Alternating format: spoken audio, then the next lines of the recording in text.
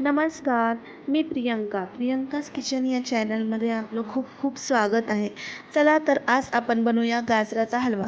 त्यासाठी लागणारं साहित्य मी इथे घेतलेलं आहे. 1 किलो किसलेले गाजर, साखर, दूध, तूप आणि ड्रायफ्रुट्स घेतलेले आहेत. कढईमध्ये 2 चमचे तूप टाकून घेऊया. त्यामध्ये टाकूया किसलेले गाजर आणि 4 ते 5 मिनिट फुल गॅसवर परतून घेऊया. 4 ते 5 मिनिटानंतर आपल्याला दिसेल की गाजराचा हलव्याचा कलर पण बदललेला आहे आणि वास पण खूप छान येतो. नंतर त्यामध्ये टाकूया दूध, ड्रायफ्रुट्स आणि चवीनुसार साखर. तुम्हाला गोड आवडत असेल तर तुम्ही जास्त पण टाकू शकता. मी इथे 1 वाटी साखर टाकलेली आहे. साखर, दूध टाकून आपण त्याला 15 ते 20 मिनिट परतून घेऊया. तूप टाकल्यामुळे गाजराच्या हलव्याला चव खूप छान येते.